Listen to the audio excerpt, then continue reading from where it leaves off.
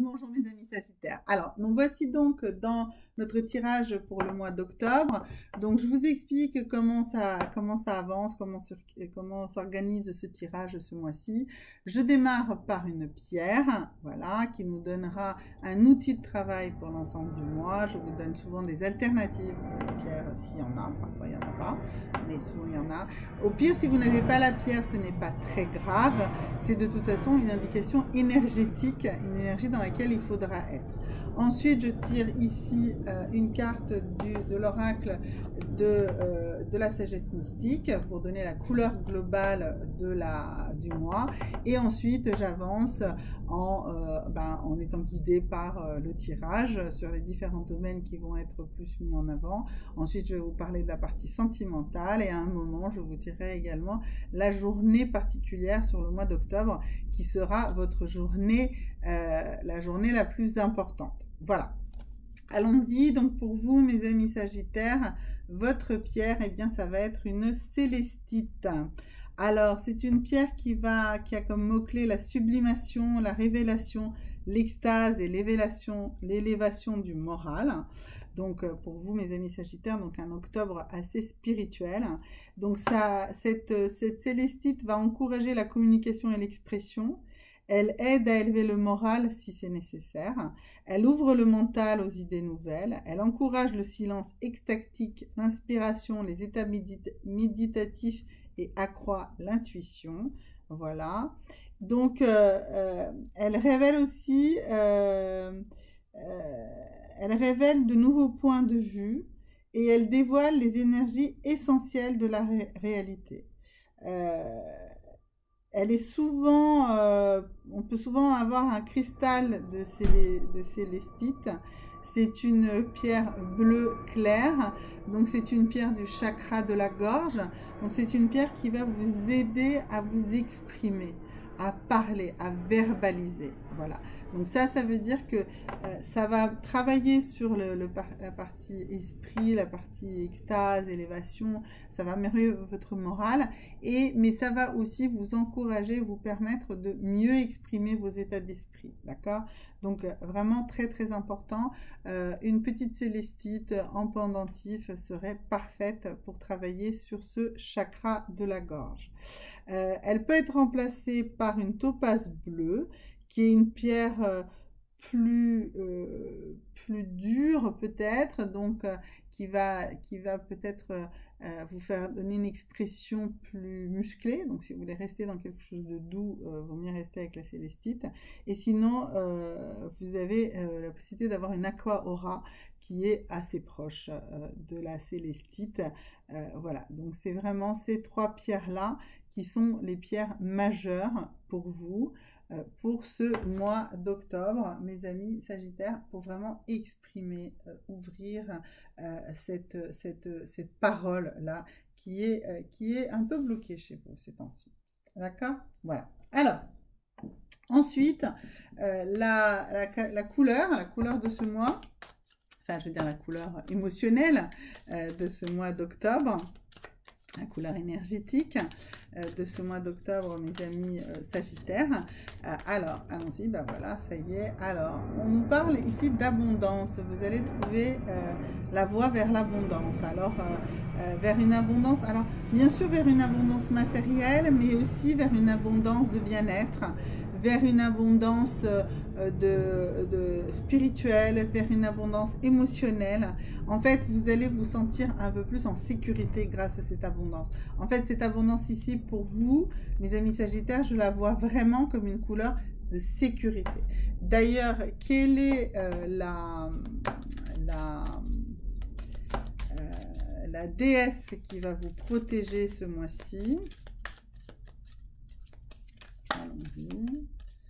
Alors, quelle est la déesse? Elle se bouscule, mais quelle est la déesse qui va vous protéger ce mois-ci, mes amis Sagittaires?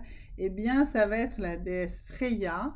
Et bold, ça veut dire oser. Oser être être soi-même, être peut-être différent. Donc, Freya va vous aider, en fait, à devenir plus aventureux, à prendre des risques et à oser. Voilà, donc c'est ça le message de Freya ici. Donc vous allez oser prendre plus de risques, vous allez oser développer votre individualité, vous allez oser vous exprimer. Alors vous allez vous exprimer, vous allez oser cette individualité et vous allez être soutenu par quelles énergies pour faire ça, parce que pour faire ça, ben, bien sûr, donc on avait vu la célestite, bien sûr, mais quelles sont les énergies sous-tendantes qui vont vous aider. Alors ici, on a l'équilibre avec le yin et le yang, n'est-ce pas? Vous allez réussir à rééquilibrer vos parties féminines et masculines. Vous allez peut-être osciller ce mois-ci entre ces deux tendances, mais dans l'ensemble, vous allez réussir à les combiner. Vous allez réussir à les équilibrer, à les calmer. Donc si vous êtes dans une phase adolescente, eh bien vous allez trouver de l'équilibre et peut-être une sorte d'androgynie, peut-être, voilà, qui vous protégera et qui vous exprimera également votre individualité. Si vous êtes une personne plus mature, eh bien ça va vous permettre justement d'affirmer qui vous êtes de manière plus claire, ou peut-être va vous permettre d'aller oser explorer une autre partie de votre masculinité ou de votre féminité, et peut-être de faire évoluer votre sexualité aussi. Donc vous voyez, un mois important, un mois important pour vous, mes amis Sagittaires. La deuxième énergie qui va arriver ici pour vous, alors voilà, ça y est, c'est le premier chakra et donc l'ancrage. Donc voilà, donc vous allez travailler sur votre ancrage. Bah, ça me paraît logique, hein, avec cette capacité à retrouver de l'équilibre.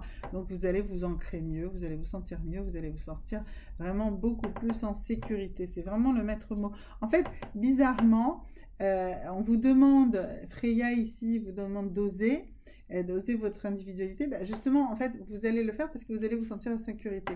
Et j'avais dit tout à l'heure ici que cette carte d'abondance, pour moi, signifie pour vous ce mois-ci une sensation de sécurité.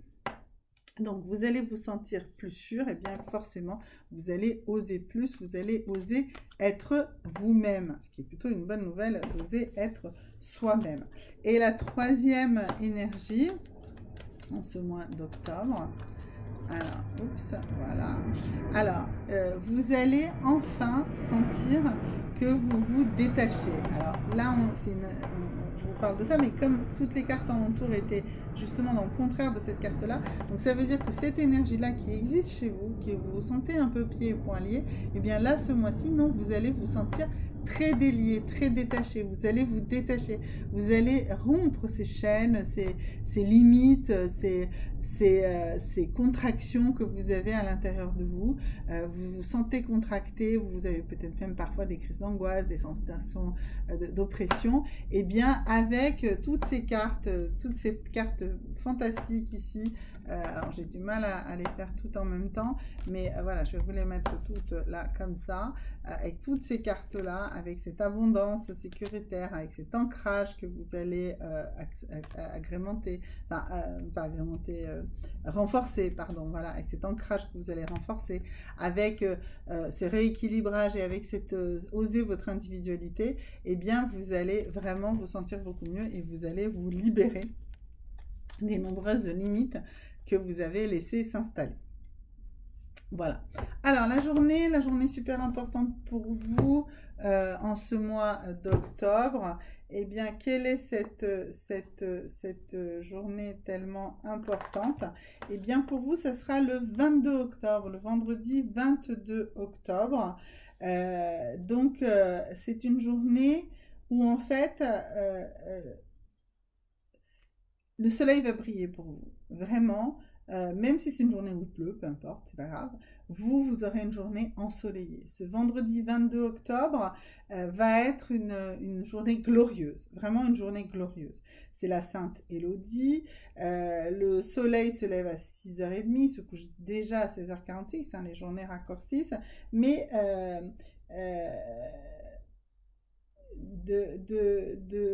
comment dirais-je, l'intensité de cette journée va vous propulser justement vers cette ouverture qu'on cherche tellement. Donc vous allez vraiment préparer en fait ici une prochaine floraison. Mais c'est le début. Là, vous savez, ça y est, vous savez que les bourgeons sont sortis. Voilà. C'est vraiment ça le message pour moi, pour vous, en cette journée du 22 octobre.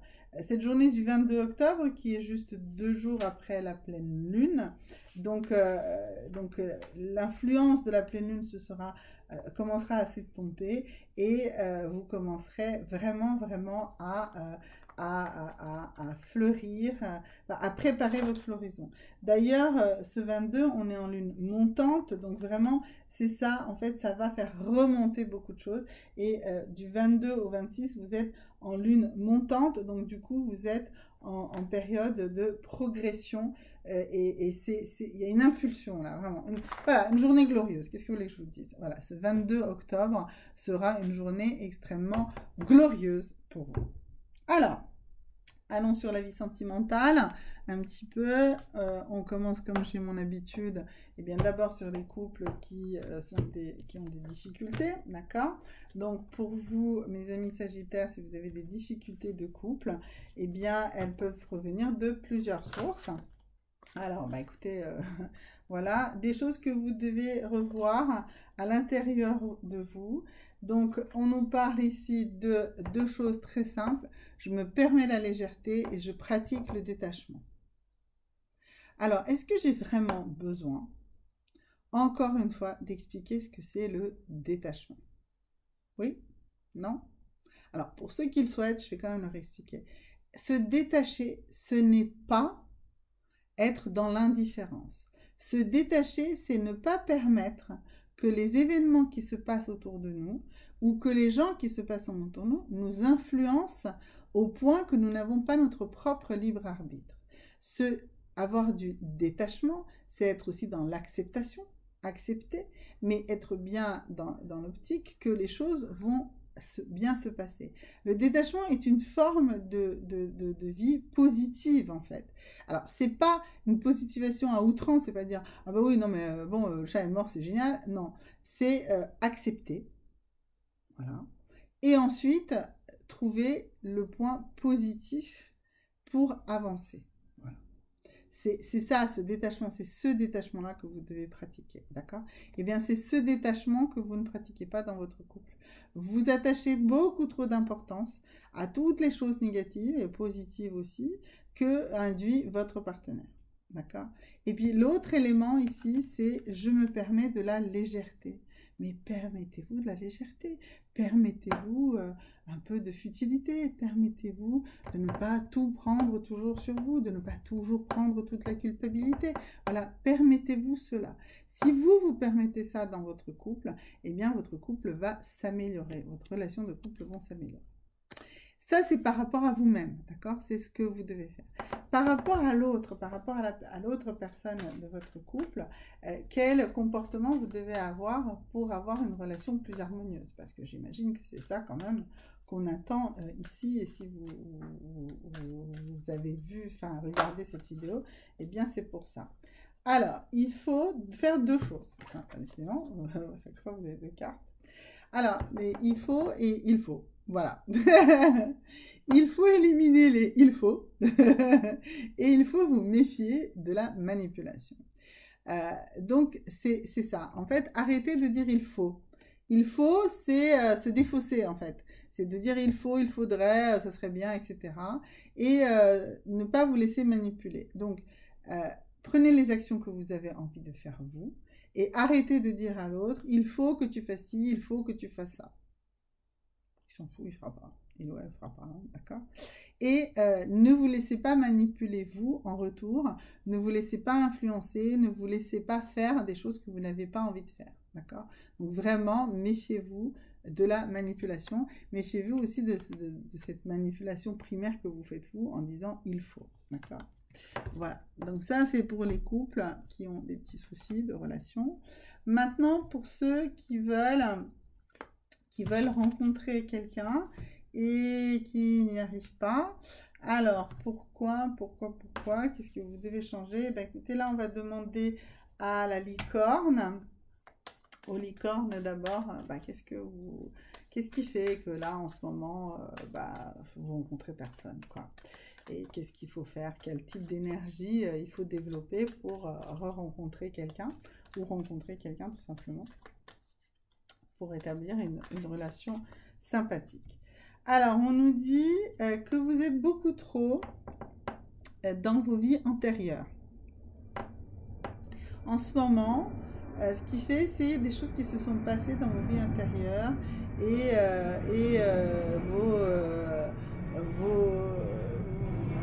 ce que vous estimez être votre karma. Alors, au-delà de la réalité de la vie antérieure, ce que je ressens moi ici, c'est qu'en fait, vous avez quelque part un peu décidé quel est votre karma. Et vous avez décidé de porter un certain karma négatif. Donc en décidant de porter ce karma négatif, ben, vous l'avez attiré. Et c'est pour ça que vous n'avancez pas. Donc faites un travail de détachement de vos karmas réels et de vos karmas supposés. Parce que pour moi, vous en fantasmez aussi certains. Donc dégagez-en, dégagez-nous toute cette négativité, ça ira beaucoup mieux.